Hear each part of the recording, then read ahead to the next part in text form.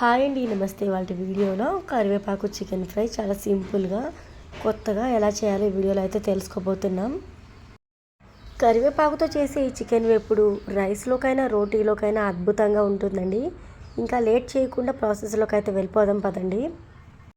Stove on చేసుకొని pan పెట్టుకొని pan ఇట్టిన తర్వాత ఒక 2 టేబుల్ స్పూన్ల వరకు ధనియాలు, అలానే 7-8 వరకు లవంగాలు వేసుకొని, అలానే 4-5 వరకు యాలకులు కూడా వేసుకొని, చిన్న దాల్చిన చెక్క ముక్క ఒకటి వేసుకొని, అనాస పువ్వు ఒకటి తీసుకొని ముక్కలుగా కట్ చేసుకుని అయితే వేసుకోవాలి.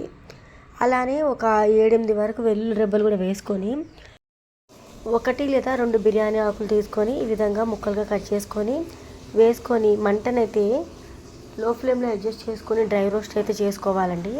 కాస్త ఈ దినుసులన్నీ కూడా మసాలా దినుసులన్నీ కూడా వేగిన తర్వాత కరివేపాకు వేసుకోవాలన్నమాట.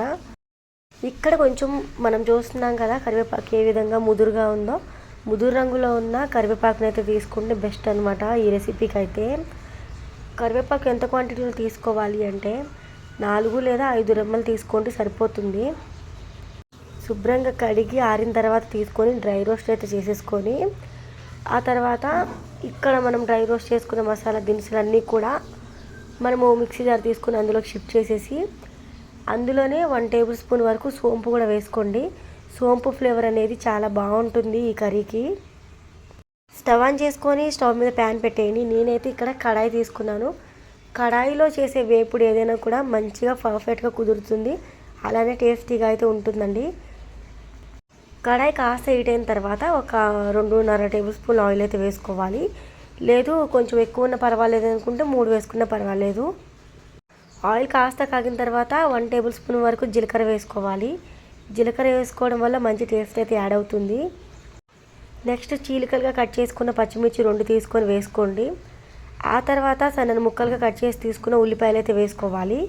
3 ఉల్లిపాయలు తీసుకొని సన్నని ముక్కలుగా కట్ చేసి వేసుకోండి, కరెక్ట్గా సరిపోతాయి. నెక్స్ట్ అయితే కరివేపాకు కూడా వేసుకోండి. ఆ తర్వాత ఉల్లిపాయలు లైట్ గోల్డెన్ బ్రౌన్ కలర్ వచ్చేంత వరకు ఫ్రై చేసుకొని, శుభ్రంగా కడిగి తీసుకున్న చికెన్ ఏదైతే ఉందో చికెన్ కూడా వేసేసుకొని, చికెన్ వేసిన వెంటనే ఉప్పు అయితే వేసుకొని, ఆ తర్వాత పసుపు కూడా వేసేయండి. 1/2 టేబుల్ స్పూన్ వరకు పసుపు అయితే వేసేసుకొని ఈ విధంగా కలుపుతూ ఉడికించుకోవాలన్నమాట చికెన్ని. ఇక్కడ చికెన్ మనకి పర్ఫెక్ట్గా ఒక 70% ఉడికేంత వరకు ఉడికించుకోవాలి. చికెన్ నుంచి వాటర్ చూసారా ఏ విధంగా ఊరుతున్నాయో, ఇలా వాటర్ అనేది సపరేట్ అయ్యేంత వరకు చికెన్ ఉడికించుకొని, ఆ తర్వాత ఫ్రెష్గా రుబ్బిన అల్లం వెల్లుల్లి పేస్ట్ వేసుకోవాలి. అల్లం వెల్లుల్లి పేస్ట్ 1 టేబుల్ స్పూన్ అయితే వేసుకొని, అలానే కారం అయితే యాడ్ చేసుకోవాలి. 2 లేదా 3 టేబుల్ స్పూన్ల కారం అయితే యాడ్ చేసుకోండి, కరెక్ట్గా సరిపోతుంది. ఇక్కడ మనము అల్లం వెల్లుల్లి పేస్ట్ కారం అయితే యాడ్ చేసాం కదా, ఆ తర్వాత చికెన్ ముక్కలకి మనం వేసుకున్న మసాలాలన్నీ కూడా పట్టేలాగా కలుపుకుంటూ ఈ విధంగా ఫ్రై చేసుకోవాలి. కాసేపటికి మనకి ఇక్కడ ఫ్రై అయితే ఈ విధంగా ప్రిపేర్ అవుతుంది. నెక్స్ట్ ఇందులోకి మనం ముందుగా సిద్ధం చేసి పెట్టుకున్న కరివేపాకు మసాలా పౌడర్ అయితే యాడ్ చేసుకొని, ఇక్కడ కూడా మంటనైతే లో ఫ్లేమ్లో కానీ మీడియం ఫ్లేమ్లో కానీ అడ్జస్ట్ చేసుకొని, ఈ కరివేపాకు మసాలానంతా కూడా చికెన్ ముక్కలకి పట్టేలాగా ఈ విధంగా మధ్య మధ్యలో కలుపుకుంటూ ఫ్రై చేసుకోవాలి. ఇక్కడ మనం గమనించినట్లయితే కాసేపటికి కర్రీ కలర్ అనేది చేంజ్ అయిపోతుంది.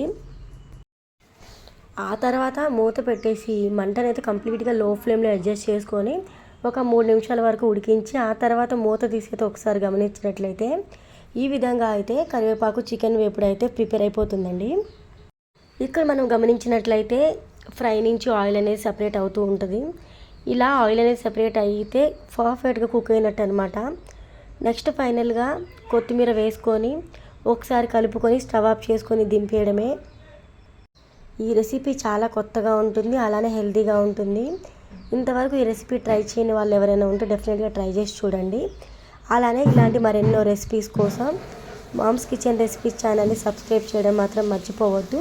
వీడియో నచ్చితే ఫైనల్గా వీడియోకి అయితే ఒక లైక్ ఇవ్వండి. లైక్ ఇవ్వడం వల్ల మన వీడియోస్ అయితే ఇంకొంతమందికి రీచ్ అయ్యే ఛాన్స్ ఉంటుంది కాబట్టి కొత్త వాళ్ళకు కూడా ఈ రెసిపీ అనేది నేర్చుకునే అవకాశం ఉంటుంది. సో లైక్ ఇవ్వడం మాత్రం మర్చిపోవద్దు.